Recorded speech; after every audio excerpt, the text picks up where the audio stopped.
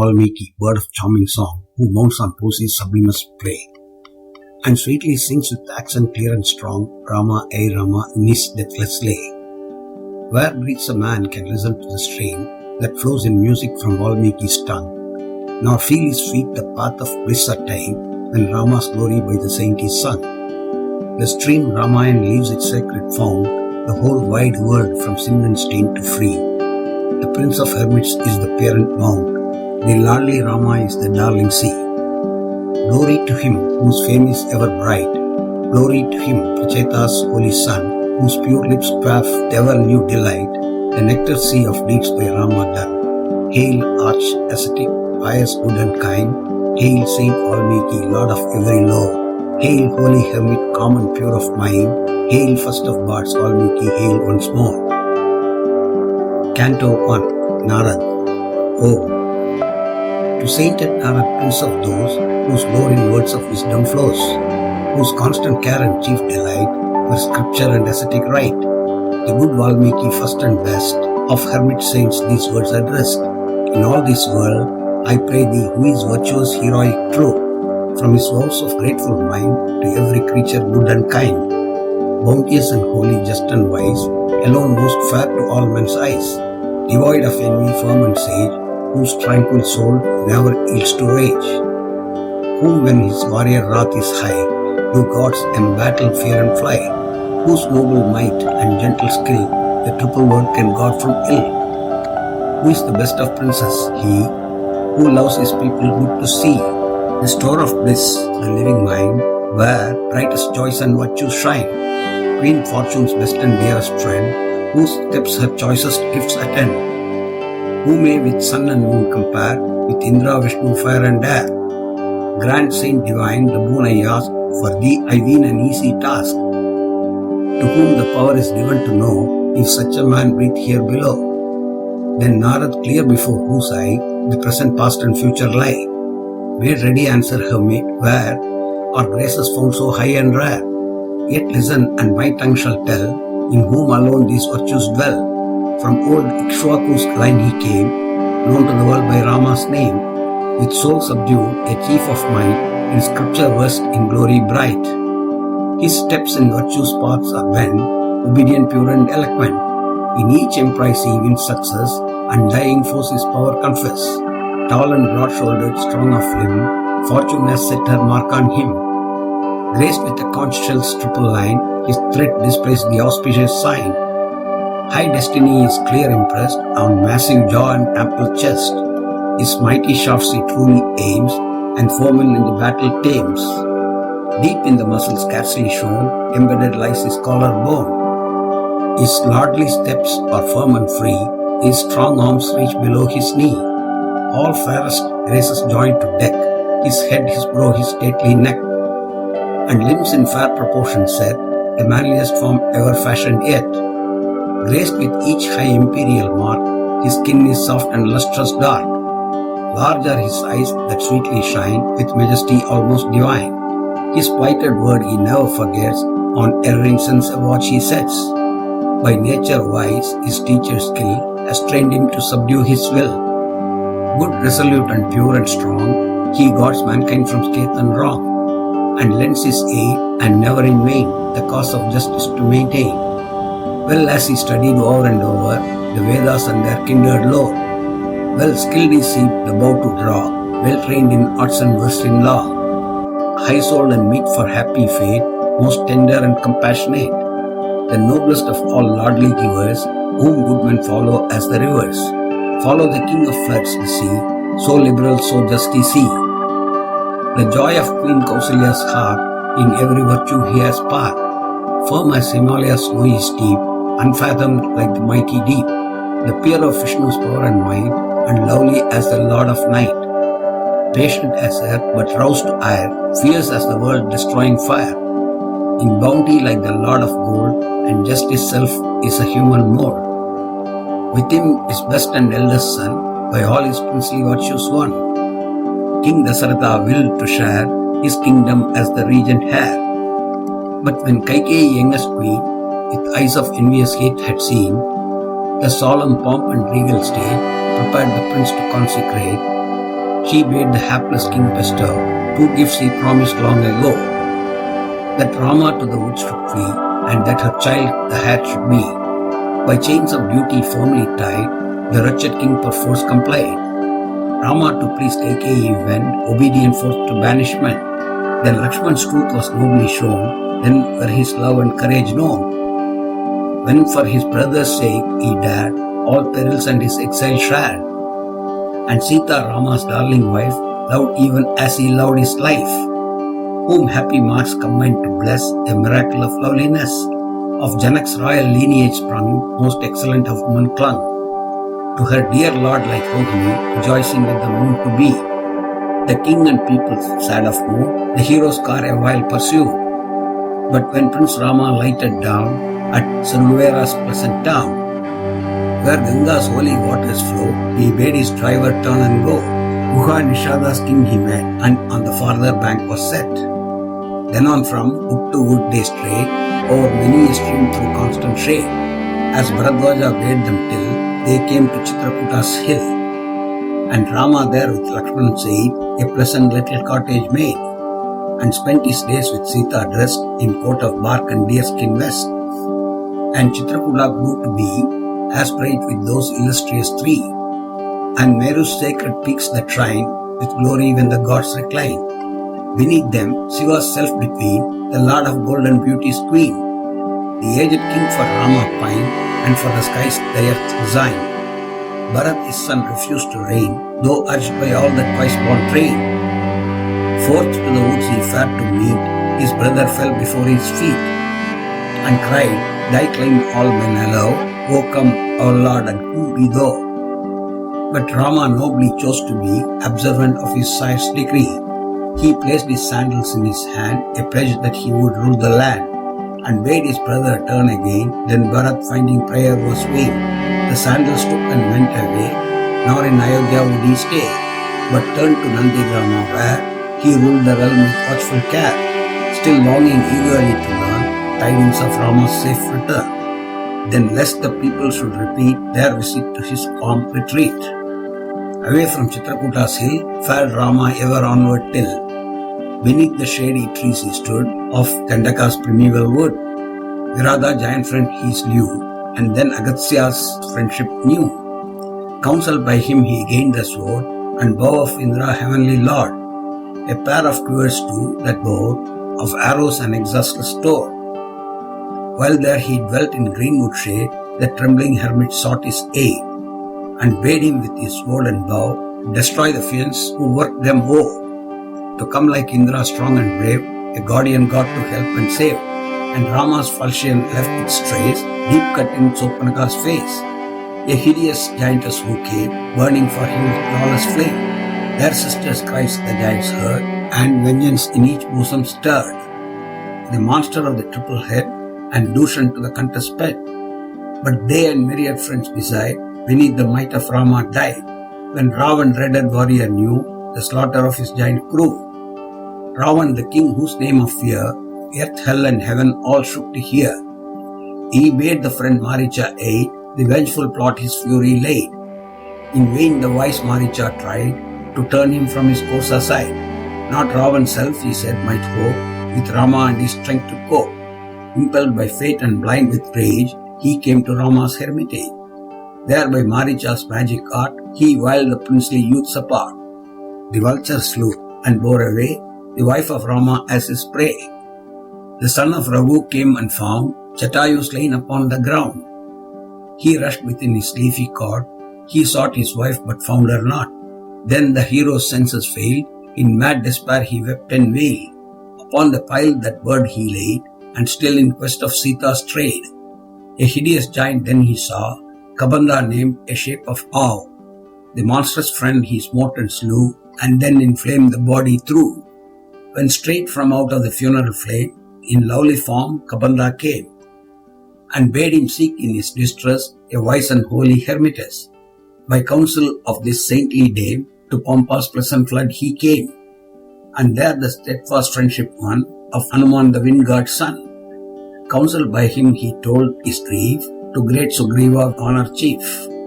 who, knowing all the tale before, the sacred flame aligned sword, Sugriva to his newfound friend told his own story to the end. His hate of Bali for the wrong and insult he had borne so long. And Rama lent a willing ear and promised to allay his fear. Sugriva warned him of the might of Bali matchless in the fight, and credence for his tale to gain showed the huge fear by Bali slain. The prostrate corpse of mountain size seemed nothing in the hero's eyes. He lightly kicked it as it lay and cast it 20 leagues away. To prove his might, his arrows through 7 palms in line uninjured flew. He cleft a mighty hill apart, and down to hell he hurled his dart. Then high Sugriva's spirit rose, assured of conquest over his foes. With his new champion by his side, to vast Kishkinda's cave he hied. Then summoned by his awful shout, King Bali came in fury out. First comforted his trembling wife, then sought Sugriva in the strife.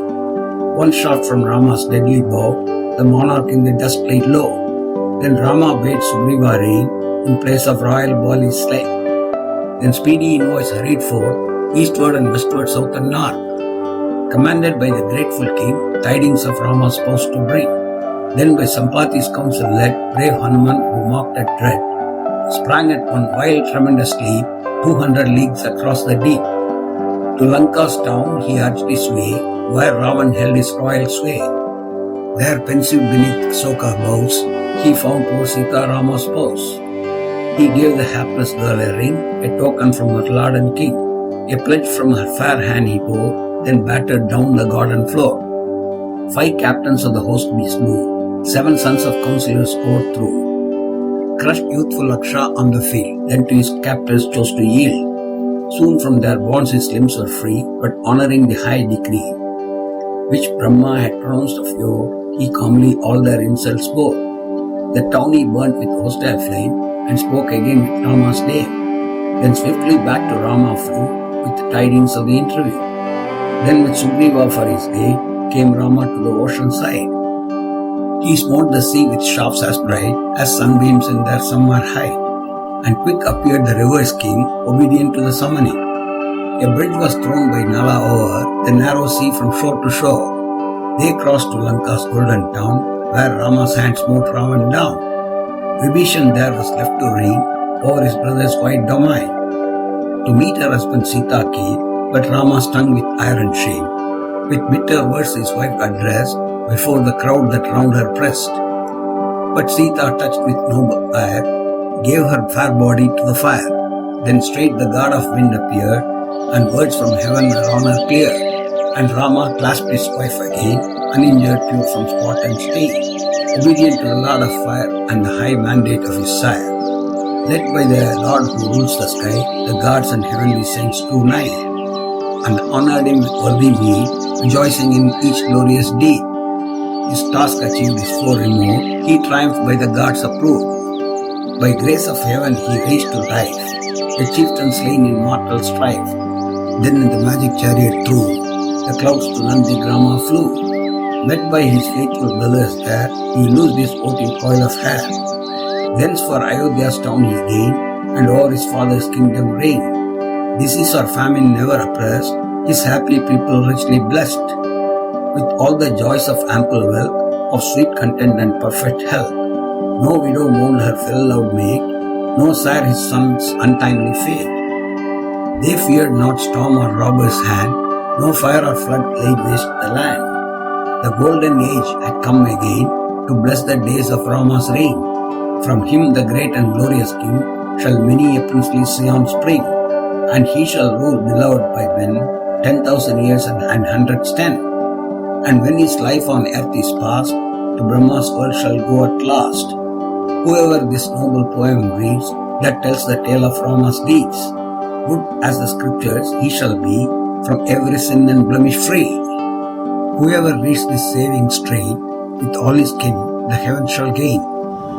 Brahmans who read shall gather hence the highest prize for eloquence. The warrior over the loud shall reign, the merchant luck in trade obtain, and Sudra's listening never shall fail to reap advantage from the tale. Canto 2, Brahma's Visit. Valmiki, graceful speaker, heard, to highest admiration stirred, to him whose fame the tale rehearsed. He paid his mental worship first, then with his people humbly bent before the saint most eloquent. Thus honoured and dismissed the seer, departed to his heavenly sphere.